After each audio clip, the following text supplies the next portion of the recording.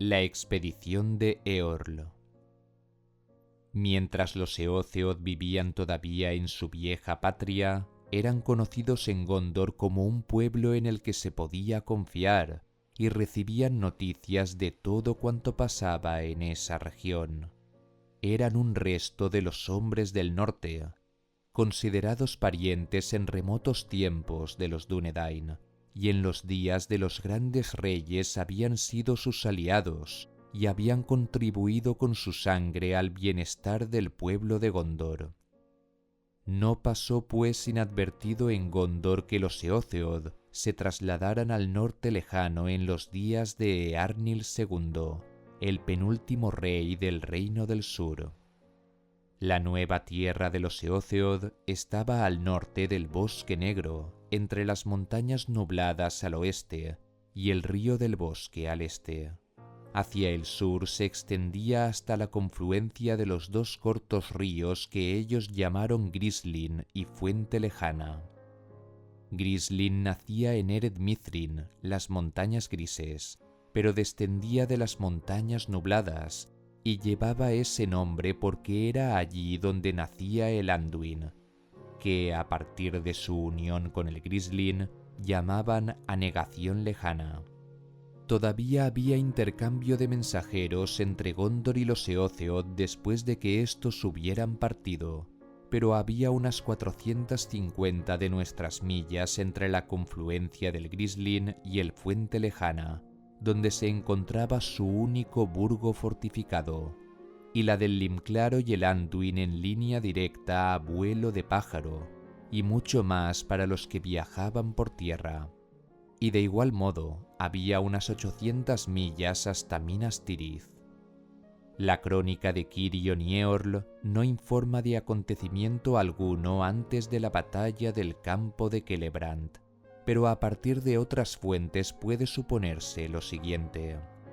Las extensas tierras al sur del Bosque Negro, desde las tierras pardas hasta el mar de Run, que no ofrecían obstáculo a los invasores venidos del este hasta llegar al Anduin, era motivo de preocupación e inquietud para los gobernantes de Gondor. Pero durante la paz vigilada, los fuertes a lo largo del Anduin, especialmente los de la orilla occidental de los Codos, habían quedado abandonados y descuidados. Al cabo de ese tiempo, Gondor fue atacada a la vez por orcos no lejos de Mordor, que durante mucho tiempo no se había vigilado, y por los corsarios de Umbar, y no se tenían hombres ni hubo oportunidad para apostar gente armada a lo largo de la línea del Anduin al norte de Emin Muil. Cirion se convirtió en senescal de Gondor en el año 2489. La amenaza del norte le preocupaba de continuo y reflexionaba sin cesar sobre cómo prevenir la invasión desde esa región a medida que las fuerzas de Gondor disminuían.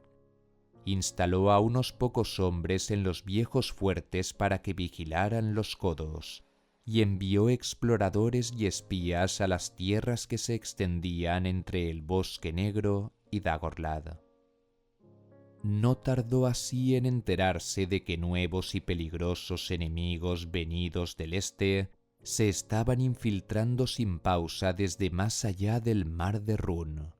A los hombres del norte supervivientes, amigos de Gondor que todavía vivían al este del Bosque Negro, los mataban y los rechazaban hacia el norte, a lo largo del río Rápido y hacia el bosque.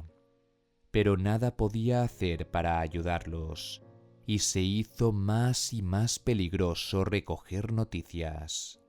Fueron demasiados los exploradores suyos que no volvieron nunca.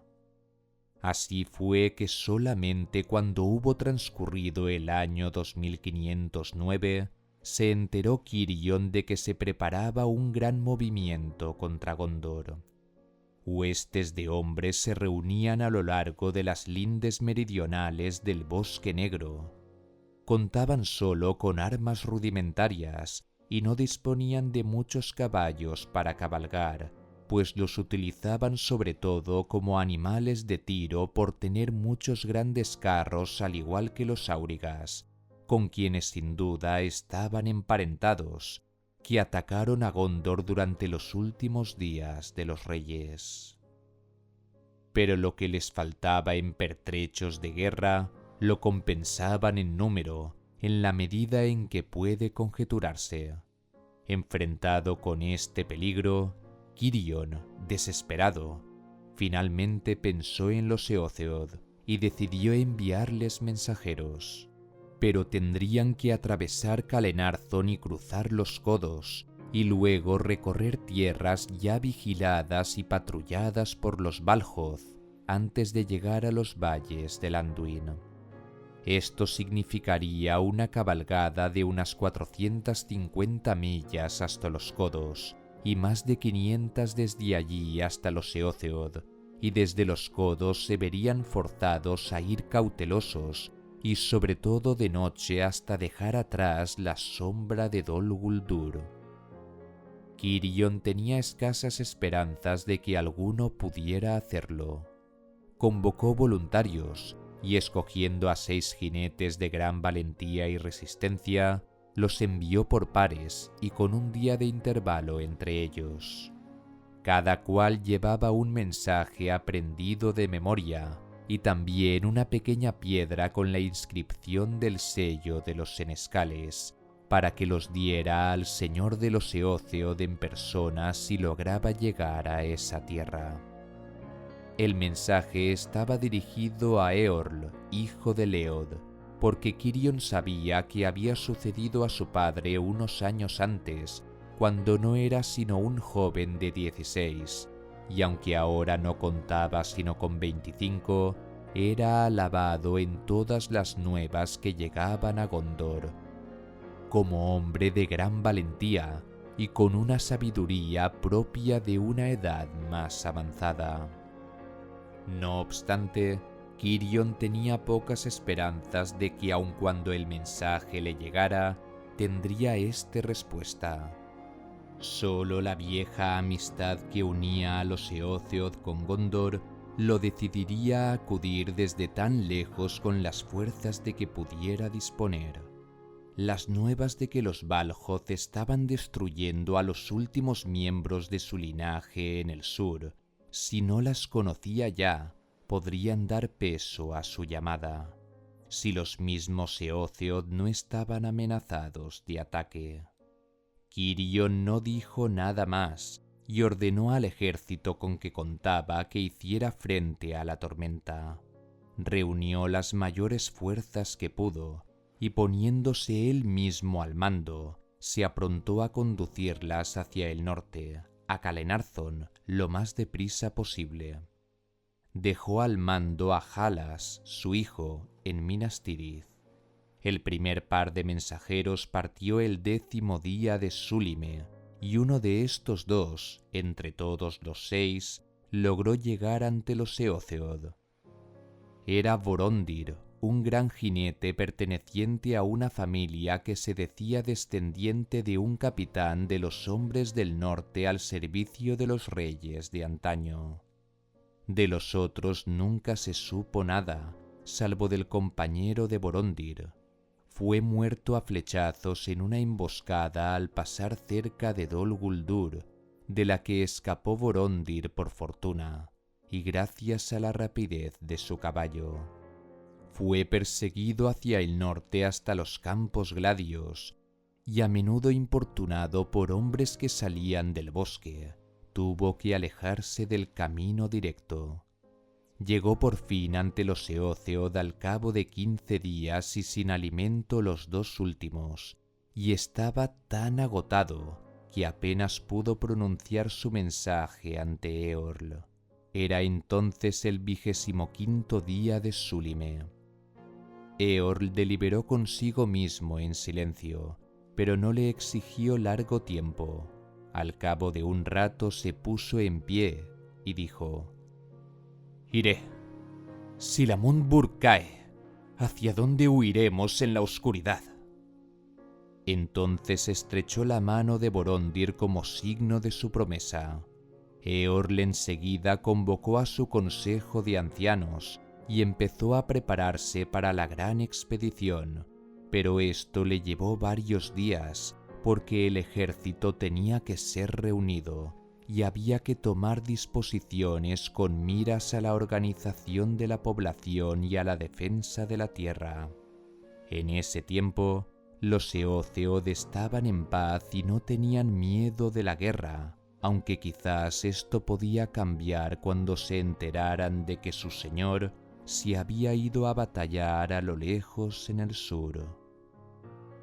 No obstante, Eorl advertía perfectamente que nada lograría si no movilizaba todas sus fuerzas, y debía arriesgarlo todo o echarse atrás y quebrantar su promesa. Por fin el entero ejército fue reunido, y solo unos pocos centenares quedaron atrás para dar apoyo a los hombres que por excesiva juventud o por su vejez eran inadecuados para tan desesperada aventura. Era entonces el 6º día del mes de Virese. Ese día, en silencio, la gran Eógere se puso en camino dejando el miedo atrás y llevando consigo escasas esperanzas, porque no sabían qué tenían por delante, ni a lo largo del camino ni al llegar a destino. Se dice que Eorl condujo a unos 7000 jinetes plenamente armados y unos centenares de arqueros montados. A su derecha cabalgaba Borondir, para que le sirviera de guía en la medida en que fuera capaz, pues hacía poco había atravesado esas tierras. Pero su gran ejército no fue amenazado ni atacado durante la larga travesía por los valles del Anduin.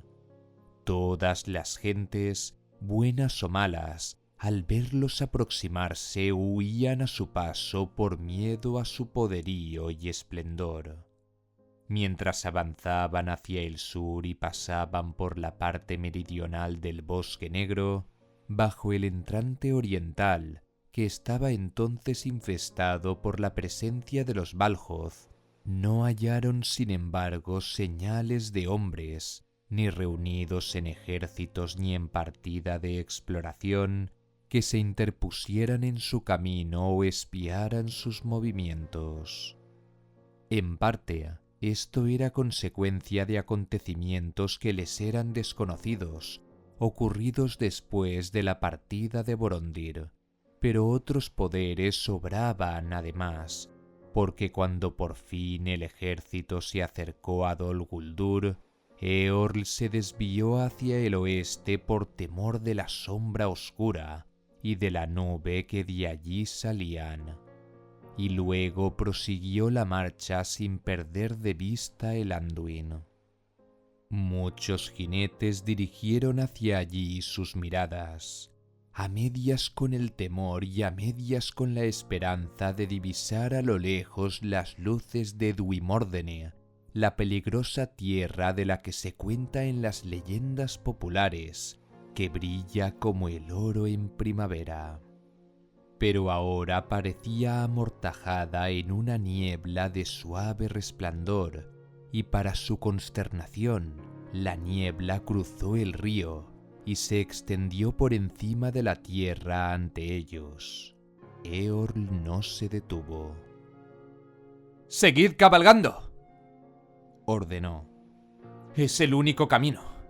¿Nos atrapará de la guerra la niebla de un río después de haber recorrido camino tan largo?».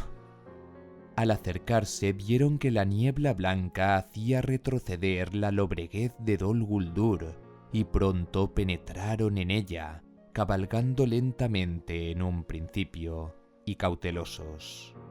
Pero bajo el dosel de la niebla, todas las cosas aparecían iluminadas de una luz clara y sin sombras, mientras que a derecha e izquierda estaban protegidos como por unos blancos muros de secreto. «La señora del Bosque Dorado está de nuestra parte, según parece», dijo Borondir. «Quizá», dijo Eorl. pero por lo menos he de confiar en la sabiduría de Felarov. No huele mal alguno. Su corazón está animado y se le han curado las fatigas. Está ansioso por recibir su ración. Así sea, porque nunca he estado más necesitado de velocidad y secreto. Entonces Felarov avanzó de un salto y el ejército lo siguió como un viento grande, pero en un silencio extraño, como si los cascos no dieran contra el suelo. Así siguieron cabalgando durante ese día y el próximo, tan frescos y ansiosos como en la mañana de la partida. Pero al amanecer del tercer día, despertaron de su descanso y súbitamente la niebla había desaparecido y vieron que habían avanzado mucho en campo abierto. A la derecha, el Anduin estaba cerca, pero habían casi pasado su meandro oriental y los codos estaban a la vista. Era la mañana del 15º día de Virese y habían llegado con una rapidez inesperada. Aquí termina el texto, con una nota que anuncia que debía seguir una descripción de la batalla del campo de Celebrant. Una breve crónica del Señor de los Anillos del apéndice A dice: un gran ejército de hombres salvajes venidos del nordeste atravesaron Rovanion y bajando desde las tierras pardas, cruzaron el Anduin en balsas de madera. Al mismo tiempo, por casualidad o designio, los orcos, que en ese tiempo, antes de la guerra librada contra los enanos, estaban en la plenitud de sus fuerzas, bajaron de las montañas. Los invasores penetraron en Calenarthon y Cirion, senescal de Gondor, envió mensajeros al norte en busca de ayuda.